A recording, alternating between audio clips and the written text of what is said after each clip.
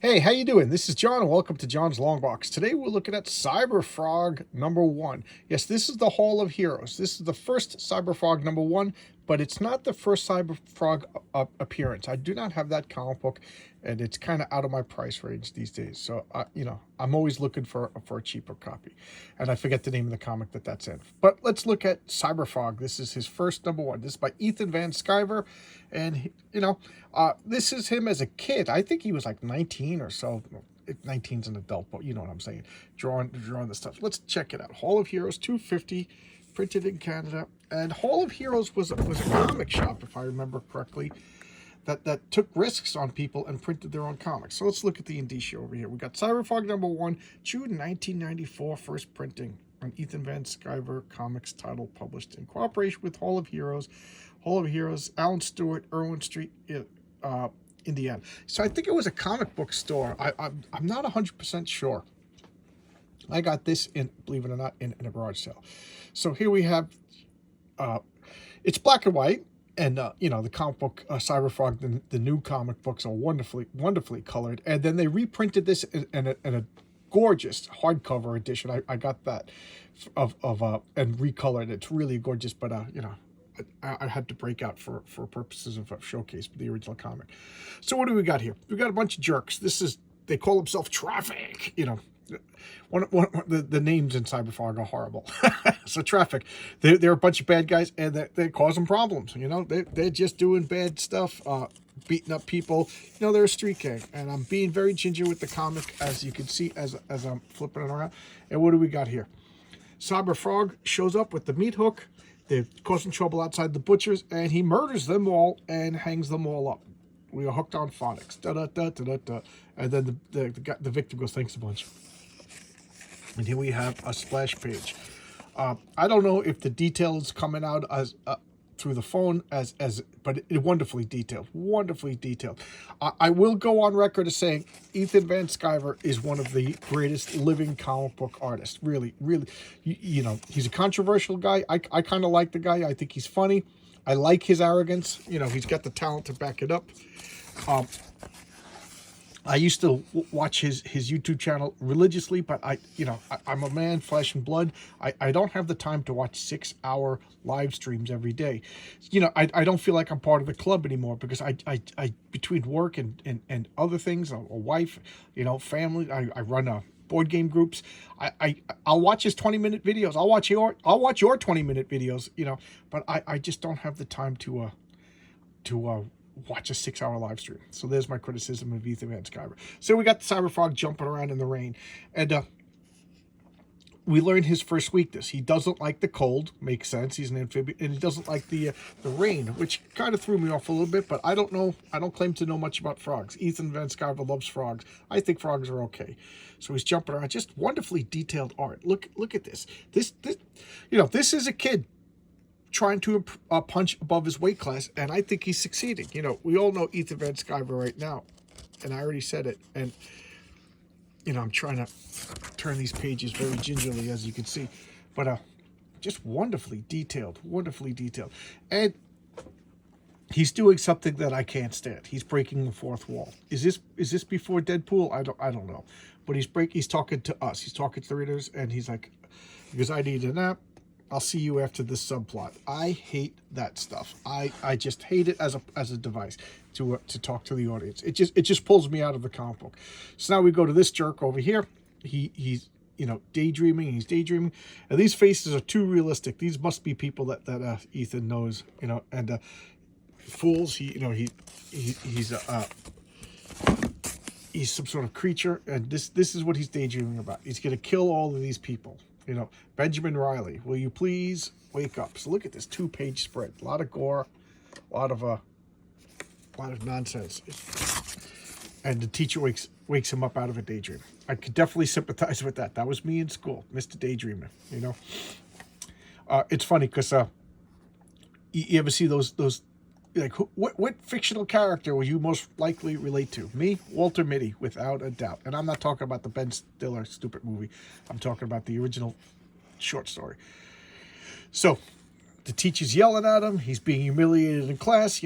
Either answer the question or go to the principal. Look at this guy. This is 1996, guys. This is what we all look like. The flannel shirts, listening to grunge. And here he is. You'll rule the way. I'm getting stronger. He takes out the plot device and he says the magic words, and he turns into the Fly. I love Fly villains. I don't know what it is. I love Fly villains. So I was like, all right, yeah, you got me. Look at the gory face. His face rips off. He turns into a Fly. Wonderful. Wonderful.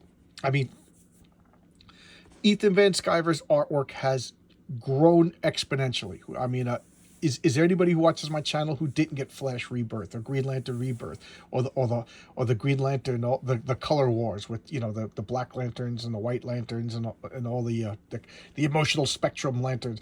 Did anybody not get that? I got that. As much as I'm not a Green Lantern fan, I got that. It was wonderful comic books, wonderful storytelling, wonderful art, and I always say John Jones, but it's Jeff Jones. Wonderful guy. This was a team that loves comic books. How could you not get those? Those were excellent. So you could see the. This is excellent. This is fine. If this was colored and put into like a Marvel or DC, I would be happy with it. But he even got better. Look at this panel. That Fly just coming down the wall over here, and then these two are being. The humor. The humor, I could deal with that. It's hard to do humor. Humor is a tightrope. If there's nothing worse than humor that isn't funny, and this is not funny humor. So this guy's hitting on this girl's talking about him, and this I do appreciate. She's talking about, do you like Pearl Jam? Oh, I love the song. Don't call me daughter. And the Fly goes, these people are morons. Does this justify murder? It sure does. So he goes down. And did I skip a page? Yes, I did. Yes. So the justify murders? Yes, it did. So the Fly comes, and he's like, maybe I'll talk to it. So he starts talking to the Fly like this. No human in the world would react like this, So he's going for a more human, which I don't know. Maybe it the humor balances out the gore. He says so. I could understand where he's going to, but the humor is just not funny. So he eats this Fly, and she's just like, oh my God, whatever. What does she say? Mr. Martian, you must have been starved. You swallowed Megan whole. You should really chew your food. That's what you're going to say when your date just gets eaten by a giant Fly? But what do I know? I was never exposed to that. So she's like, I'm Ben Reilly the Fly. And then she goes, oh, Ben Reilly, yeah. So Ben Reilly's going around killing all the people that like teased him or ignored him or made him feel less than in school. And he eats. And then he goes, something doesn't feel good. And what does he say? Except for something not agreeing with me, it's coming up, hack, cough. No wonder I couldn't stomach it. I agree. I've never liked Pearl Jam. Never liked Pearl Jam. It's just a band I just never liked. So look at that picture. That is just awesome. He's just exploding with energy, and then Cyberfrog is waking up. And what's he say? I'll save the world later, I promise. Just give me one more little subplot, okay? I hate that. Oh, God, do I hate that. So now we go to the police station. Setting up the story's fine. Story works. The police are talking about that. There's people being murdered. What's going on? And Cyberfrog is now jumping around. Just gorgeous artwork. Look at the toes, look at the little cute little fingers. And this guy is going to rob like a 7-Eleven, okay? So 7-Eleven is getting robbed. And the proprietor, the owner, the worker, I don't know what he is. He is not around long enough. He's complying with it. And you don't see it, but he hits a silent alarm. This guy just blasts him with this shotgun, And his partner's like, what'd you do that for? We're only 17 years old and now we're murderers. He's like, shut up. We'll have pizza and drinks for a week, plus plenty of money for cocaine. So, whatever. And then he gets pulled away. Cyberfrog just murders him through, and insult to injury. The guy got killed in 7-Eleven, so now another guy's just killed in 7-Eleven. Look at that. He's just going to run away. And then Cyberfrog jumps after him, jumps on top of him, and then hits him with his tongue and slams him around. And then the guy goes, I don't feel good. He goes, yeah, I put like a little chip in you and you're going to blow up. And the guy just explodes. So yeah, Cyberfrog is the Punisher. He's a humorous version of the Punisher. So he just kills him. I don't particularly feel too bad. These guys just committed murder. F them is the way I feel. Don't write a check your ass can't cash. So now he goes and gets. So now he steals a soda. Like it or not, he's stealing a soda, and then he goes off, and the fly is he watches Cyberfrog jump away, and he's just like, I ain't having that. So Cyberfrog 2 coming out. We got letters paged over here. Our Ethernet Skyver's thanking the fans. A little bit of this, ads for Hall of Heroes. Again, I'm being very, very ginger. I can assure you appreciate that. We have a pinup by Trent Kanuga, who does Creed. I'm looking to get back issues of this. I totally missed Creed. And then we got more Nightwolf, Sister Death. A letter from the publisher. Creed coming soon. And like I said, I totally missed Creed. Look at that back. This is just a, this is a Ethan Van Sciver. I don't know if it's hard to see on the phone, but in person you could make out the details. This would look awesome colored, and I'm sure it's colored in the hardcover omnibus of Cyberfrog. I didn't even open it yet, still in the cellophane, because I have these comics. So there you go. This is Cyberfrog by Ethan Van Sciver, a controversial YouTuber. The guy's biggest problem is his ego, and I find it amusing, so it's not a problem for me. But I can understand if you don't like the guy. I happen to like the guy. He doesn't know me from the hole in the wall. We've never interacted. Save he liked a few things that I put on Twitter. That's it. That means Scott Baio likes me, because Scott Baio liked something I said on Twitter. Big deal. You know what I mean? So we've never interacted. I find him to be, like I said, I'm not even joking. All kidding aside, I find him to be the greatest living comic book artist. Take that. I think he's technically better than John Byrne, although John Byrne I emotionally like better. Poor George Perez is gone, so Dave Cockrum is gone.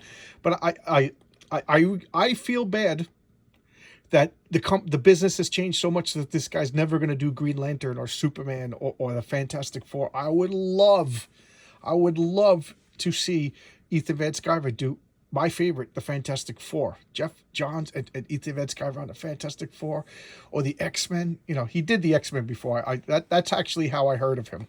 That's how I became a fan of his, of the X-Men.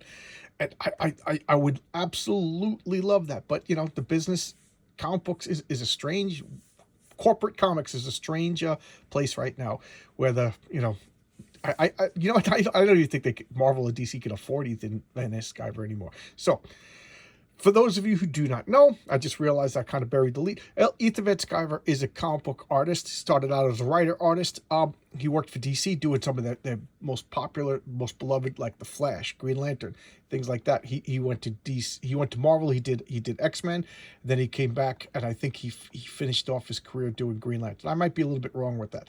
But what happened is he did the unforgivable thing of being a conservative in comic books when Trump became elected. And they chased him out. I don't know the exact details. I don't know if he quit, or I don't know if he was fired, but they chased him out. He one of the first people to be blacklisted. The guy started a YouTube channel, and you know what? He's charming. He's got a great voice. He's entertaining. I started watching him in the early years, back when he was just drawing. But his videos were short. I could digest them, but nowadays it's kind of like the Howard Stern show. It's the gang of fools, for lack of a better term, all getting around and goofing and joking around, and they talk for like 6 hours.